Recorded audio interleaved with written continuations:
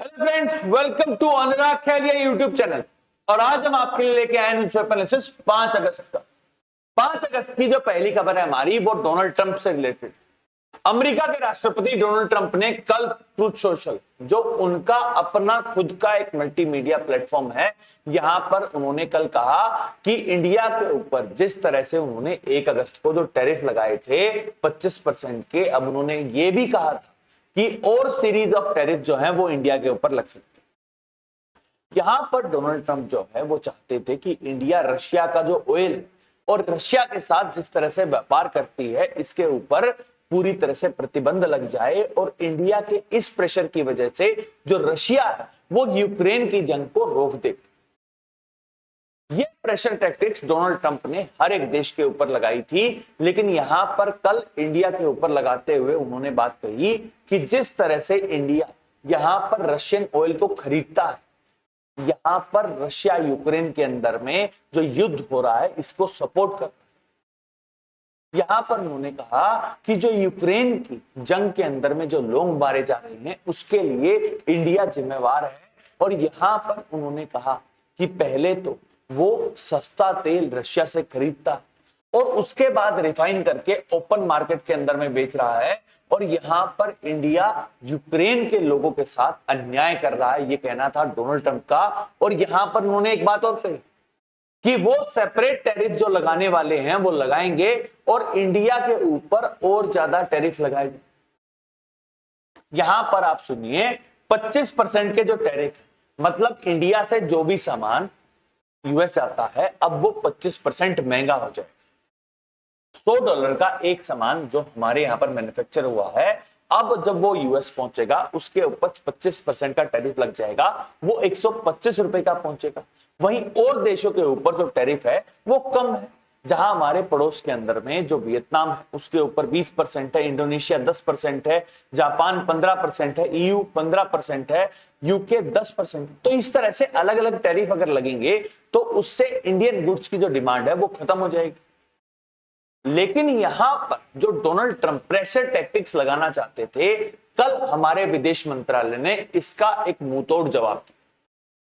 यहां पर हमारे विदेश मंत्रालय ने कहा कि जिस तरह से इंडिया को यहां पर आप जिम्मेवार घोषित कर रहे हैं, ये टोटली अनजस्टिफाइड है। यहां पर उन्होंने कहा कि सबसे पहली बात, हम किससे ऑयल परचेज करेंगे ये हमारी डिमांड है। हम एक सॉवरेन कंट्री हैं और हमारे पास ये अधिकार है कि हम किसके साथ क्या रिश्ते रखेंगे। डोनाल्ड ट्रंप हमें ये नहीं बताएंगे कि हमें क्या करना चाहिए। दूसरा, हमें ऑयल चाहिए और जहां से हमें सस्ता मिलेगा और जिससे हमारे देश के लोगों के लिए अफोर्डेबल एनर्जी प्रोड्यूस होगी तो हम वहीं से लेंगे। यहां पर डोनाल्ड ट्रंप हमें ये डिक्टेट नहीं कर सकते। यहां पर दूसरी तरफ से एक और बात आई, जहां पर उन्होंने कहा कि जहां ईयू यूरोपियन यूनियन वो इस समय पर रिकॉर्ड तर्ज के ऊपर में जो ऑयल एंड गैस का इंपोर्ट कर रहा है, ट्रेड कर रहा है, यहां पर आप ईयू के ऊपर सैंक्शंस क्यों नहीं लगा रहे? ईयू के ऊपर ना तो कोई आपने एक्स्ट्रा सैंक्शंस लगाए, ना एक्स्ट्रा टैरिफ लगाया, ऊपर से जो उसका टैरिफ है वो भी सिर्फ 15% का है। यहां पर उन्होंने बताया कि 2020 में जहां 15.21 मिलियन टन जो है वो ऑयल का इंपोर्ट होता था 2022 के अंदर में, अब 2024 के अंदर में 16.5, वहां पर बढ़ोतरी हो रही है। इसके साथ साथ अलग अलग केमिकल है, फर्टिलाइजर है, उन सबका इंपोर्ट जो है वो भी रशिया से यूरोपियन यूनियन के ऊपर हो रहा है। तो यहां पर आप इंडिया को टारगेट क्यों करना चाह रहे हैं? और यहां पर हमारे विदेश मंत्रालय ने बता दिया है कि हम ऑयल परचेज करते रहेंगे क्योंकि यह हमारे देश के हित के ऊपर है। लेकिन यहां पर अब देखना यह होगा कि डोनाल्ड ट्रंप जहां एक तरफ इंडिया और यूएस के जो रिलेशनशिप हैं उनको खराब करते जा रहे हैं, बार बार पाकिस्तान का जिस तरह से वखान किया जा रहा है, जहां पाकिस्तान को सपोर्ट किया जा रहा है, यहां पर इंडिया यूएस के जो रिलेशनशिप हैं वो खराब हो सकते हैं। और जहां George W Bush, Barack Obama, पहली टर्म डोनाल्ड ट्रंप की और जो बाइडेन ने जिस तरह से इंडिया और यूएसए के जो रिलेशनशिप हैं वो मजबूत किए थे, इस बार का डोनाल्ड ट्रंप जो कार्यकाल है वो उसको खराब करता जा रहा है। ओवरऑल इसका इंटरनेशनल रिलेशनशिप के ऊपर में क्या असर पड़ेगा, जो भी असर पड़ेगा वो मैं आपके लिए ले आऊंगा। अब हम चलते हैं नेक्स्ट न्यूज की तरफ। जो नेक्स्ट खबर आ रही है हमारी, वो leader of opposition Rahul Gandhi ji से रिलेटेड। राहुल गांधी जी के खिलाफ एक लखनऊ के अंदर में एक मानहानि का दावा किया गया। यहां पर जो केस किया था वो किया था उदय शंकर श्रीवास्तव, जो बॉर्डर रिसर्च ऑर्गेनाइजेशन के अंदर में जो ऑफिसर के तौर पर रिटायर किया था। यहां पर मैं आपको पूरा मामला बताता हूं। सबसे पहले जो भारत जोड़ो यात्रा चल रही थी, यहां पर जो राहुल गांधी जी हैं उन्होंने क्लेम किया कि उस समय पर इंडिया और चाइना के बीच में जो गलवान वैली इंसिडेंट 2020 में हुआ था वो हो चुका था, और इंडिया और चाइना की जो फोर्सेस हैं एक दूसरे के आमने सामने थी। जो सीज फायर पिछली साल अक्टूबर के अंदर में हुआ, और जहां पर डीएस्केलेशन के थ्रू अब चाइनीज फोर्सेस और इंडियन फोर्सेस अब हट चुकी हैं।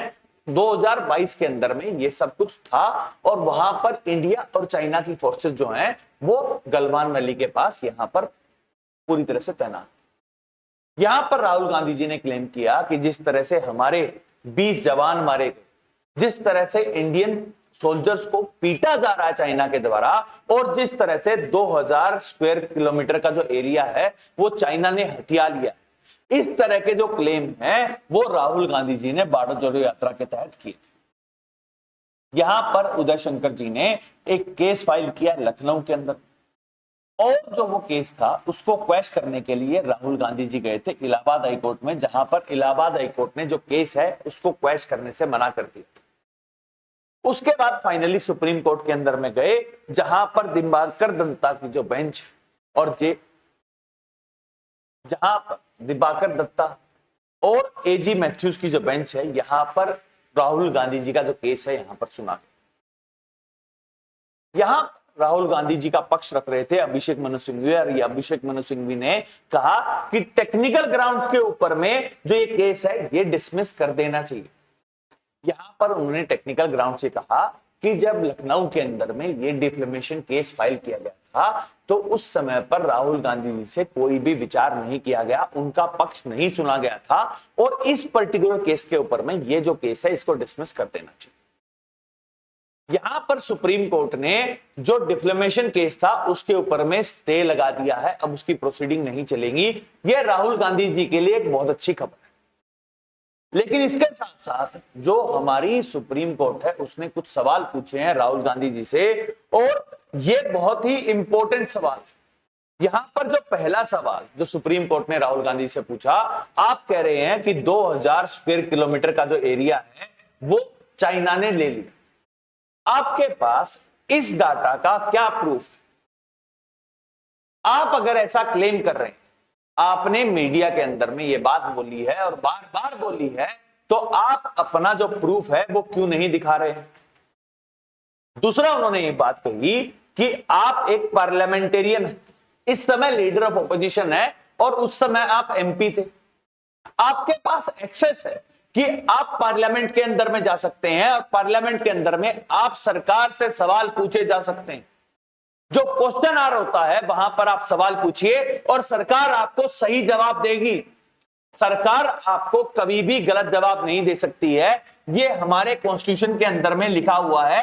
और अगर कोई भी सरकार आपको पार्लियामेंट के अंदर में या विधानसभा के अंदर में कोई गलत जवाब देती है तो वो सरकार हट सकती है, ये हमारे संविधान बताता है। आप पार्लियामेंटेरियन है और आप मीडिया के अंदर में जो बात बोलते हैं ये गलत है। तीसरी बात, आप एक ट्रू इंडियन हैं। अगर आप ट्रू इंडियन अपने आप को मानते हैं तो आप इंडियन आर्म फोर्सेस के खिलाफ इस तरह का वक्तव्य कैसे दे सकते हैं? ये तीनों के तीनों सवाल राहुल गांधी जी से पूछे गए, और उसके बाद ये कहा गया आपके खिलाफ 20 ऐसे मुकदमे चल रहे हैं जहां पर आप मीडिया के अंदर में कुछ भी कह रहे हैं। आप इस बात का ध्यान रखिए, और ये आपकी मोरल रिस्पॉन्सिबिलिटी बनती है। आपके पास ये अधिकार कि आप freedom of speech and expression, आपके पास फंडामेंटल राइट है, लेकिन उसके साथ साथ आपके ऊपर रिस्पॉन्सिबिलिटी भी बनती है, क्योंकि आप सिर्फ एक नागरिक नहीं है, आप एमपी भी हैं। आपके पास ये अधिकार है और आप अपनी जो बातें हैं उनको सही ढंग से रखना। यहां पर जिस तरह से सुप्रीम कोर्ट ने कहा इस समय भी जो राहुल गांधी जी हैं वो बार बार मीडिया के सामने कह रहे हैं कि उनके पास एक एटम बम है, और जो एटम बम अगर वो फोड़ेंगे तो जो इलेक्शन कमीशन के अंदर में जो वोट चोरी हो रही है वो खत्म हो जाएगी।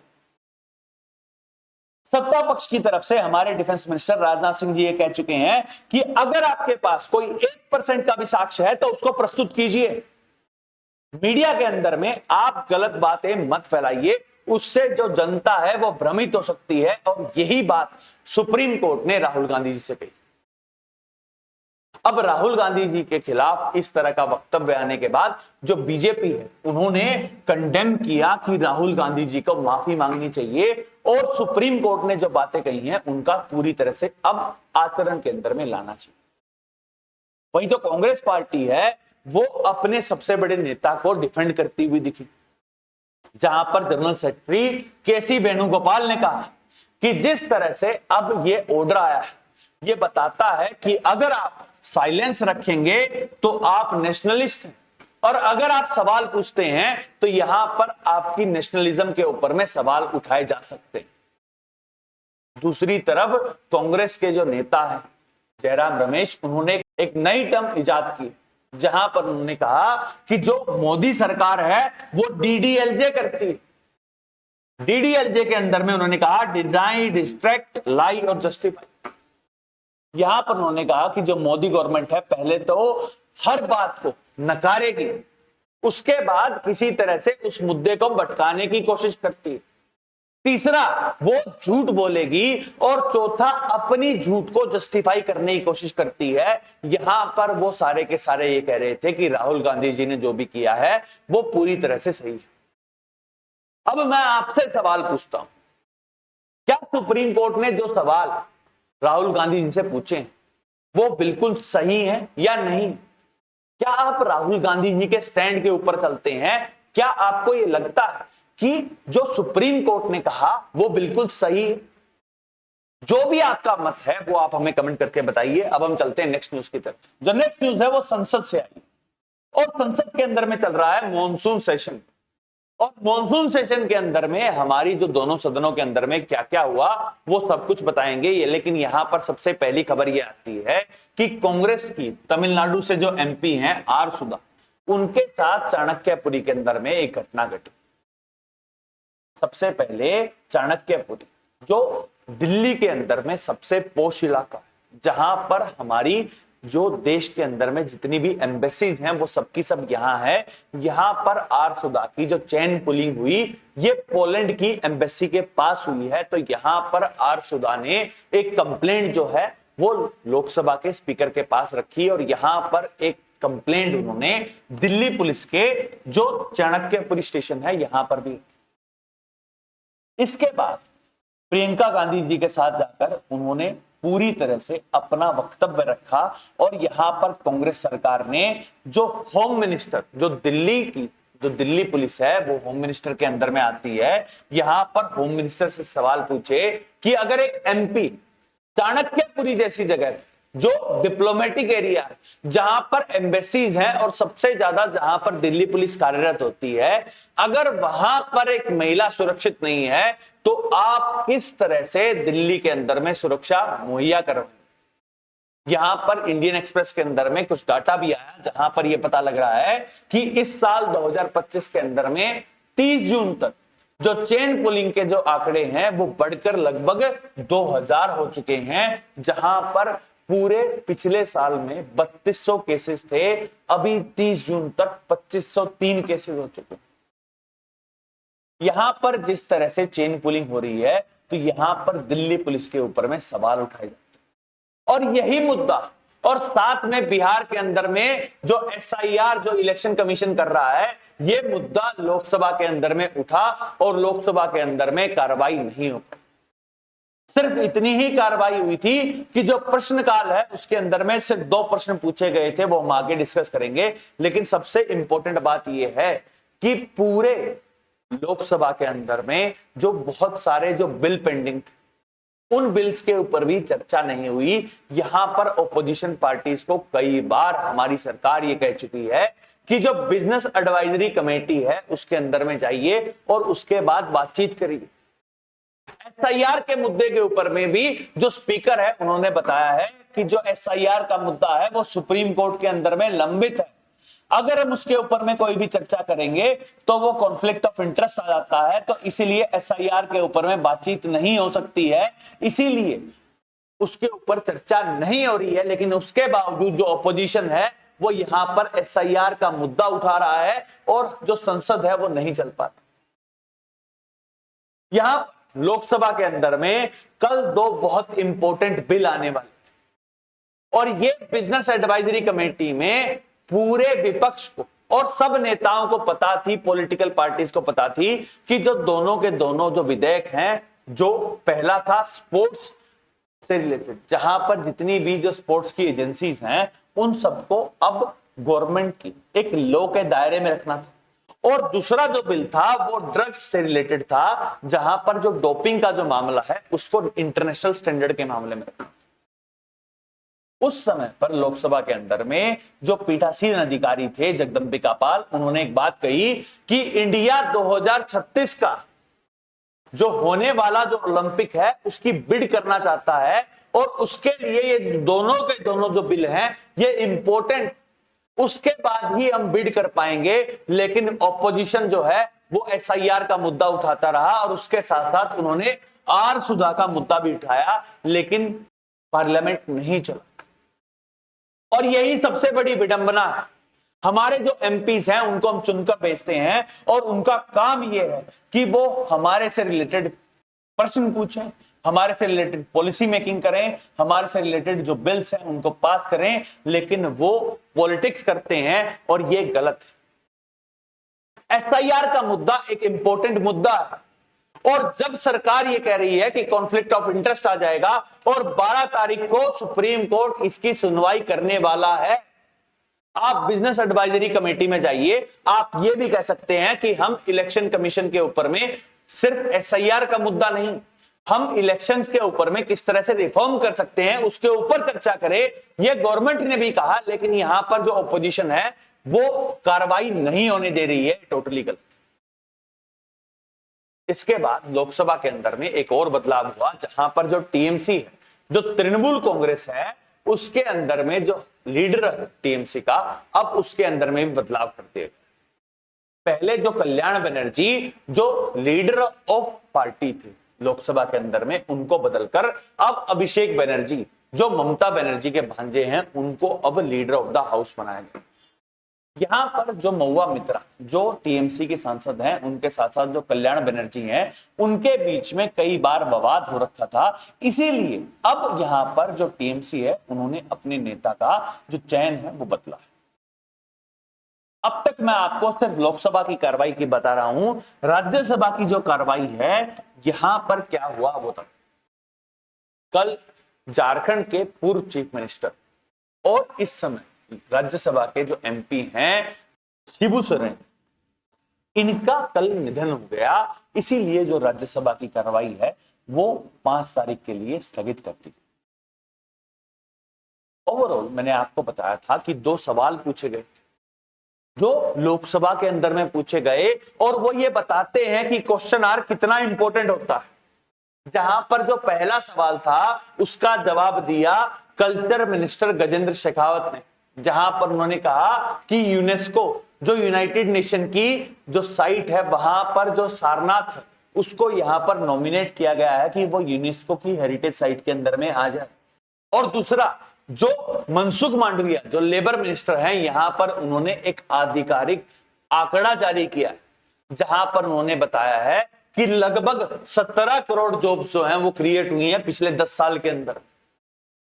अब ये आंकड़ा अगर सरकार ने पार्लियामेंट के अंदर में बताया है तो ये गलत नहीं हो सकता है। यहां पर जो डाटा है वो सरकार ने प्रस्तुत किया है, इसके ऊपर चर्चा होनी चाहिए। जहां पर जो बेरोजगारी है, अनएम्प्लॉयमेंट रेट है वो बढ़ता जा रहा है, तो यहां पर एक तरफ सरकार कह रही है 17 करोड़ नौकरियां दे दी हैं, तो ये अनएम्प्लॉयमेंट रेट कैसे बढ़ रहा है, इसके ऊपर सवाल पूछे जाने चाहिए हमारे एमपीज के द्वारा। हम चलते हैं नेक्स्ट न्यूज की तरफ। जो नेक्स्ट न्यूज है उसका जिक्र मैंने आपको पिछली न्यूज में भी किया था, जहां पर मैंने आपको बताया था कि जो राज्यसभा के इस समय भी एमपी थे शिबू सोरेन, उनका कल निधन। शिबू सोरेन जो आदिवासी असर्जन से उठकर आए थे, जो ट्राइबल्स के मसीहा के तौर पर थे, और शिबू सोरेन को जिस तरह से जो दक्षिण गुरु के नाम पे जाना जाता था, कल उनका निधन हो गया। इस बात की जानकारी जो है वो chief minister of Jharkhand Hemant Soren ने दी। शिबू सोरेन जो 11 जनवरी 1944 को जन्मे, और जिस तरह से झारखंड बना है और झारखंड राज्य बनने के अंदर में और जेएमएम को फाउंड करने में जो उनका इंपॉर्टेंट रोल, और जिस तरह से जो छोटा नागपुर और संथाल परगना का जो रीजन है, यहां पर जो ट्राइबल्स हैं उनके उत्थान के अंदर में जिस तरह से उन्होंने काम किया है, इसके लिए उन्हें हमेशा याद रखा जाएगा। और यही बात हमारे प्राइम मिनिस्टर मोदी ने कही जहां पर वो कंडोलेंस देने गए हेमंत सोरेन। इसके साथ साथ अक्रॉस पार्टीज, हर एक पार्टी ने ये दुख व्यक्त किया है कि जो शिबू सोरेन है वो अब इस दुनिया में नहीं रहे। शिबू सोरेन जो 3 बार झारखंड के चीफ मिनिस्टर रहे, सेंटर में कोयला मिनिस्टर रहे यूपी की सरकार के अंदर में, अब उनका निधन हो गया है। और यहां पर मैं अनुराग खेलिया चैनल की तरफ से उनको एक श्रद्धांजलि देते हैं और ये कहते हैं कि हमें इस बात का ध्यान रखना चाहिए कि जब कोई इंसान अपने पूरे एक रीजन से ऊपर उठकर सबकी भलाई के लिए काम करता है, जिस तरह से शिबू सोरेन ने पूरा जो झारखंड का जो ट्राइबल रीजन उसके जिस तरह से उत्थान के लिए काम किया था, इसी तरह से हमारे एमपीज को काम करना चाहिए। अब चलते हैं नेक्स्ट न्यूज की तरफ। जो नेक्स्ट न्यूज है वो सुप्रीम कोर्ट से आई है, जहां पर आज जो सुप्रीम कोर्ट है वो एमके स्टालिन सरकार ने जिस तरह से नई स्कीम लॉन्च की थी, और यहां पर मद्रास हाई कोर्ट ने जिस तरह से एमके स्टालिन सरकार को यह कहा था कि आप लिविंग आदमी के नाम पर कोई भी जो वेलफेयर स्कीम है वो नहीं चला सकते हैं। यहां पर अब उदय गुलन स्टालिन जो एमके स्टालिन के नाम पर जो स्कीम चलाई जा रही थी, इसके खिलाफ अब जो तमिलनाडु सरकार है वो अपनी पिटीशन लेके सुप्रीम कोर्ट के अंदर में जाएगी। और अभी देखना यह होगा कि सुप्रीम कोर्ट इसके अंदर में क्या फैसला लेती है। हम चलते हैं नेक्स्ट न्यूज की तरफ। जो नेक्स्ट न्यूज है हमारी वो भूपेश बघेल जो छत्तीसगढ़ के पूर्व चीफ मिनिस्टर, और उनके खिलाफ जो मामला है वो पीएमएलए का चल रहा है, prevention from money laundering act, जिसके तहत जो ईडी है यहां पर चार्जशीट कर रखी है। भूपेश बघेल का जो बेटा है चैतन्य बघेल, उनको भी गिरफ्तार किया गया है ईडी के द्वारा। यहां पर अब जो सुप्रीम कोर्ट है वो आज सुनवाई करेगी और ये देखेगी कि भूपेश बघेल और चैतन्य बघेल के खिलाफ जो कार्रवाई हो रही है वो सही है या नहीं।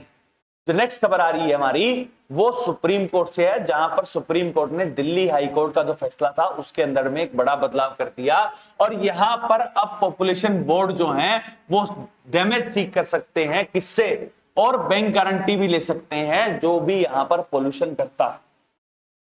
यहां पर दिल्ली जल बोर्ड है, दिल्ली पोल्यूशन बोर्ड जो है वो ये कह रहा था कि अगर कोई भी जो सोसाइटी है या किसी भी तरह का कोई भी जो बोर्ड के खिलाफ काम करता है तो उनको हम पेनल्टी लगा सकते हैं, उनके ऊपर पेनल्टी लगाई जानी चाहिए, और जो वो कंपनसेशन होगा, जो भी फंड आएगा वो बोर्ड को मिलना चाहिए। यहां पर दिल्ली हाई कोर्ट ने इसके ऊपर स्टे लगा दिया था, लेकिन अब सुप्रीम कोर्ट ने कहा कि जो भी पोल्यूशन बोर्ड जो डैमेज करने का जो हर्जाना है वो मांग सकते हैं, और जितने भी जो लोग जो इसके अंदर में इन्वॉल्व है उनको ये बात देनी पड़ेगी। जो नेक्स्ट खबर है हमारी वो भी पोल्यूशन से रिलेटेड है, जहां पर सुप्रीम कोर्ट ने केरला हाई कोर्ट का जो फैसला था, जहां पर उन्होंने कहा था कि जो सिंगल यूज प्लास्टिक है वो केरला के अंदर में टोटली बंद कर देना चाहिए। यहां पर उन्होंने कहा था कि 17 जून 1925 का जो ऑर्डर था जिसके तहत ये कहा गया था कि केरला के अंदर में जो सिंगल यूज प्लास्टिक है वो टोटली बैन हो जाएगा। यहां पर सुप्रीम कोर्ट ने उस बात को पूरी तरह से माना। यहां पर अब हमें पता लगता है कि जो हमारी जुडिशरी है वो कितना इंपॉर्टेंट रोल प्ले करती है। ये बात हमारे संविधान के अंदर भी दे रखी है, जहां पर ये कहा जाता है कि हमारा जो संविधान है, हमारा जो देश है वो 3 स्तंभों के ऊपर रखा हुआ है। जो पहला स्तंभ है हमारा वो होता है पार्लियामेंट, पार्लियामेंट जो कानून बनाती है। दूसरा होता है एग्जीक्यूटिव, जिसके अंदर में हमारे प्राइम मिनिस्टर, चीफ मिनिस्टर और जितने भी मिनिस्टर्स जो हैं वो सब आती है, जो उस कानून को चलाएंगे, लेकिन सबसे जरूरी जो तीसरा स्तंभ है वो होता है जुडिशरी। और यहां पर आपको ये दिखाई दे रहा होगा कि किस तरह से जुडिशरी जो है वो हर एक चीज का वो ये देखती है कि जो कानून बना है वो सही से बना है कि नहीं बना है, और कानून के तहत ही हमारा देश चलना चाहिए, ये हमारे संविधान के अंदर में दे रहा है। हम चलते हैं नेक्स्ट न्यूज की तरफ। जो नेक्स्ट न्यूज है हमारी वो हमारे डिफेंस मिनिस्टर राजनाथ सिंह जी से रिलेटेड है, जहां पर कल राजनाथ सिंह जी ने ये बताया कि जिस तरह से हमारी आर्म फोर्सेस के अंदर में जो महिलाओं की जो भागीदारी है वो बढ़ रही है, ये बहुत ही इंपॉर्टेंट कदम। यहां पर उन्होंने आंकड़े भी जारी किए, जहां पर 2005 के बाद से अब जो एयरफोर्स है उसके अंदर में महिलाओं का जो आंकड़ा है वो बढ़कर 13.4% हो चुका है, आर्मी के अंदर में 6.85% और नेवी के अंदर में 6% जो महिलाएं हैं वो अब यहां पर इंक्लूड कर दी गई हैं, और ये ऑफिसर लेवल तक हो रहा है। यहां पर सबसे इंपॉर्टेंट बात यह है कि हमारे डिफेंस मिनिस्टर ने कहा कि जिस तरह से ऑपरेशन सिंदूर के दौरान कर्नल सोफिया कुरैशी और विंग कमांडर वामिका सिंह ने जिस तरह से यहां पर जो ब्रीफिंग दी वो और महिलाओं को यहां पर प्रेरणा देगा ताकि वो हमारी आर्म फोर्सेस को ज्वाइन करें। और जिस तरह से अब सुप्रीम कोर्ट ने भी ये कह दिया है कि जो महिलाएं वो परमानेंट कमीशन के अंदर में भी आ सकती हैं, और अब परमानेंट कमीशन के बैच भी आने लग गए हैं, तो इसी तरह से जो आर्म फोर्सेस है उसके अंदर में जो भागीदारी है वो बढ़ेगी, और इसकी सराहना की है हमारे डिफेंस मिनिस्टर। तो नेक्स्ट खबर है हमारी वो क्रिकेट से है, जहां पर जो एंडरसन तेंदुलकर जो ट्रॉफी है वो फाइनली कल समाप्त हुई। ये 5 मैचों की टेस्ट श्रृंखला थी, जिसके अंदर में कल फाइनल मैच के अंदर में इंडिया ने अब तक की अपनी सबसे छोटे मार्जिन की जो विक्ट्री है वो जीत के दर्ज की, जहां पर 6 रन से हमने इंग्लैंड को हरा दिया, और जो सीरीज है ये 2-2 की बराबरी करते। यहां पर जिस तरह से इंडियन क्रिकेट के अंदर में जो ट्रांजिशन का दौर चल रहा है, जहां पर हमारे जो बड़े बड़े एस्टैब्लिश प्लेयर जो थे जो रिटायरमेंट ले गए हैं, उसके बाद इस तरह का एक नए कप्तान के अंदर में जिस तरह से ये प्रदर्शन हुआ है, ये दिखाता है कि इंडियन क्रिकेट के पास कितना पोटेंशियल। जो लास्ट खबर है हमारी वो भी पोल्यूशन से रिलेटेड है, जहां पर स्विट्जरलैंड की जिनीवा के अंदर में जो ग्लोबल प्लास्टिक ट्रीटी है उसकी बातचीत शुरू हो रही है। नाम सुनिए, ग्लोबल प्लास्टिक ट्रीटी। यहां पर जो यूनाइटेड नेशन की एनवायरमेंट प्रोटेक्शन की जो 2022 की मीटिंग हुई थी, यहां पर यह कहा गया था, जो नैरोबी में हुई थी, कि लगभग 1.5 ट्रिलियन डॉलर जो है उसका नुकसान हो रहा है। नुकसान इसलिए हो रहा है क्योंकि जो प्लास्टिक है उसका इस्तेमाल हो रहा है, और जो प्लास्टिक जब डिकम्पोज नहीं होता है उसकी वजह से जो इन्वायरमेंटल कंसर्न है वो भी बढ़ जाते हैं। इसीलिए एक ग्लोबल प्लास्टिक ट्रीटी की बात चल रही थी, जहां पर 190 के 90 देश और उनके रिप्रेजेंटेटिव मिलेंगे, ताकि हम एक ऐसी पॉलिसी बनाएं जहां जो प्लास्टिक का जो यूज है वो मिनिमम हो सके, और इस तरह का प्लास्टिक का इस्तेमाल किया जाए जो रिसाइकल हो सके।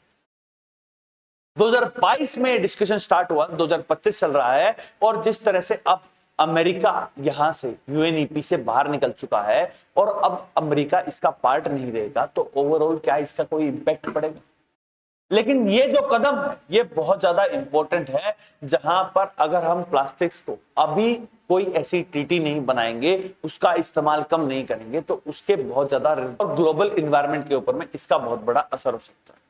अब हम चलते हैं इंटरनेशनल न्यूज की तरफ। इंटरनेशनल न्यूज के अंदर में जो पहली खबर है हमारी वो इजराइल से आई है, जहां पर इजराइल और हमास के बीच में जो सीजफायर रिलेटेड जो टॉक दोहा के अंदर में हो रही थी वो बेअसर हुई, और इसी के तहत अब ये लग रहा है कि जो गाजा के अंदर में जो जंग है वो अभी भी जारी रहेगी, जहां पर कल भी जो 40 लोग हैं वो मारे गए हैं इजरायली स्ट्राइक के अंदर। 40 लोग मारे गए, और इसके अंदर में जो 10 लोग थे वो ह्यूमैनिटेरियन एड की लाइन में लगे हुए, जो खाना लेने के लिए पहुंचे थे, उनके ऊपर भी स्ट्राइक किया इजराइल ने, और यहां पर 5 जो लोग वो स्टारवेशन से मर गए। यहां पर यूनाइटेड नेशन की एक रिपोर्ट आई है, जहां पर यह पता लगा है कि 1000 से ऊपर फिलिस्तीनी लोग जो हैं वो सिर्फ भुखमरी से मर गए हैं। तो यहां पर अब फाइनली ये देखना पड़ेगा कि जो इजराइल जिस तरह से जो ह्यूमैनिटेरियन एड को रोक रहा है, और जिस तरह से ह्यूमैनिटेरियन एड की लाइन के ऊपर लगे हुए जो लोगों के ऊपर में जो अटैक कर रहा है, टोटली गलत है, और इसके खिलाफ पूरे विश्व को साथ में आकर इजराइल को कंडेम करना चाहिए और इजराइल को रोकना चाहिए। अब चलते हैं नेक्स्ट न्यूज की तरफ। जो नेक्स्ट न्यूज है हमारी वो यूक्रेन से आई है, जहां पर यूक्रेन के राष्ट्रपति जेलेंस्की ने यह कहा है कि रशिया की तरफ से अब सिर्फ रशियन और नॉर्थ कोरियन नहीं, उसके साथ साथ चाइना और पाकिस्तान और अदर कंट्रीज से आने वाले जो लोग हैं वो भी रशिया की तरफ से लड़ रहे हैं। और इस बात की उन्होंने कहा है कि हमारे पास रिलायबल सोर्सेज। ओवरऑल अब ये देखना पड़ेगा कि यूक्रेन के राष्ट्रपति ने जिस तरह से क्लेम किया है, क्या इसका कोई फाइनल इंपैक्ट है भी या नहीं है। यहां पर उन्होंने यूएसए से अर्ज किया है कि वो और बहुत सारे जो यहां पर आर्म्स है उनको प्रोवाइड करे ताकि यूक्रेन अपनी सॉवरेनिटी को मेंटेन कर पाए। वही जो नेक्स्ट खबर है हमारी वो चाइना से आई, जहां पर एक तरफ इंडिया के ऊपर जो सैंक्शंस है 25% के सैंक्शंस लगाए और उसके साथ साथ ये कहा कि रशिया से ऑयल मत खरीदिए। यहां पर चाइना ने भी इंडिया की तरह ही जो यूएसए के पुशबैक दिया है, जहां पर उन्होंने कहा है कि वो रशिया और ईरान ऑयल जो है वो खरीदते रहेंगे। यहां पर उन्होंने कहा कि उन्हें अपनी एनर्जी नीड्स की रिक्वायरमेंट है, वो यूएसए से डरने वाले नहीं। वहीं जो नेक्स्ट खबर आ रही है हमारी वो रशिया से आई, जहां पर रशिया ने डोनाल्ड ट्रंप को कहा है कि अगर आप इसी तरह से जहां नेवल वॉरशिप्स और न्यूक्लियर सबमरीन को अगर रशियन वाटर्स के अंदर में भेजेंगे तो उसका बहुत ज्यादा इंपैक्ट पड़ सकता है। यहां पर मामला क्या है, डोनाल्ड ट्रंप ने इंडिया और रशिया की जो इकोनॉमी है उसको डेड इकोनॉमी बोला था। और यहां पर दिमित्री मेदवेदेव जो पूर्व राष्ट्रपति भी हैं और प्राइम मिनिस्टर भी हैं और व्लादिमीर पुतिन के बहुत इंपॉर्टेंट सलाहकार हैं, यहां पर उन्होंने कहा था कि रशिया की इकोनॉमी जो है वो डेड नहीं है। लेकिन एक बात ध्यान रखिएगा कि रशिया के पास एक डेथमैन स्विच जरूर है। डेथमैन स्विच क्या है, यहां पर ही कहा जाता है कि रशिया ने एक ऐसा स्विच बना रखा है जहां पर अगर उनकी जो पॉलिटिकल लीडरशिप है, उनके प्रेसिडेंट है, प्राइम मिनिस्टर है, अगर वो नहीं रहते हैं तो जो उनके एनिमीज हैं उनके ऊपर में वो न्यूक्लियर मिसाइल जो है वो दाग दी जाएंगी। इसी एक स्टेटमेंट के ऊपर में जो डोनाल्ड ट्रंप है उन्होंने जो रशिया के ऊपर में जो न्यूक्लियर सबमरीन है वो भेजने की बात की थी। और अब यहां पर जो रशिया है उन्होंने कहा है कि अगर डोनाल्ड ट्रंप यहां पर किसी भी तरह का कोई भी ऐसा काम करने वाले हैं तो ये बात सुनिश्चित कर लें, इसके रिपरकशन बहुत ज्यादा हो सकते हैं। जो नेक्स्ट खबर आ रही है हमारे पड़ोसी देश ईरान से है, जहां पर ईरान के जो राष्ट्रपति हैं जो पेशकियान खान, उन्होंने अब नेशनल डिफेंस काउंसिल जो है वो बना ली है। यहां पर उन्होंने कहा कि जिस तरह से जून के अंदर में इजराइल ने स्ट्राइक किया था और यूएसए ने उसकी मदद की थी, उसके बाद से अब एक नेशनल डिफेंस काउंसिल बन चुकी है और ईरान अपनी सॉवरेनिटी को कभी भी नहीं खतरे में डालेगा। और उन्होंने कहा है कि अगर इजराइल यूएस से कभी भी दोबारा अटैक करेंगे तो ईरान उसको मुंहतोड़ जवाब देगा। जो लास्ट खबर आ रही है हमारी वो बांग्लादेश से, जहां पर 5 अगस्त 2024 एक साल ठीक पहले जो बांग्लादेश है वहां पर सत्ता परिवर्तन हुआ था। शेख हसीना जो प्राइम मिनिस्टर थी वो वहां से भागकर इंडिया आ चुकी थी और यहां पर बांग्लादेश के अंदर में अराजकता फैल गई थी। उसके बाद से जो स्टूडेंट विंग, जो स्टूडेंट का एक यूनियन बना था और मोहम्मद यूनुस जो नोबेल लॉरेट थे उनको इंटरिम प्राइम मिनिस्टर और सीईओ के तौर पर नियुक्त किया गया था। यहां पर एक जो स्टूडेंट विंग है उन्होंने कहा था कि वो जुलाई प्रोक्लेमेशन चाहते हैं और जुलाई प्रोक्लेमेशन जो है वो बांग्लादेश का संविधान बदल देगी। यहां पर अब जो बीएनपी पार्टी है जो मुख्य विपक्षी पार्टी है बांग्लादेश की, अब इकलौती सबसे बड़ी नेशनल पार्टी जो है, उन्होंने कहा है कि वो जुलाई प्रोक्लेमेशन को नहीं मानेंगे। वो सबसे पहले ये देखेंगे कि 1971 में जब बांग्लादेश बना था और जो उस समय पर जो संविधान था उसी के हिसाब से देश चलेगा और जुलाई प्रोक्लेमेशन को वो नहीं मानेंगे। ओवरऑल जो भी अपडेट होगा इससे रिलेटेड वो मैं आपके लिए आऊंगा। That's all for today. Thank you very much and please subscribe to Anurag Khele channel. Thank you.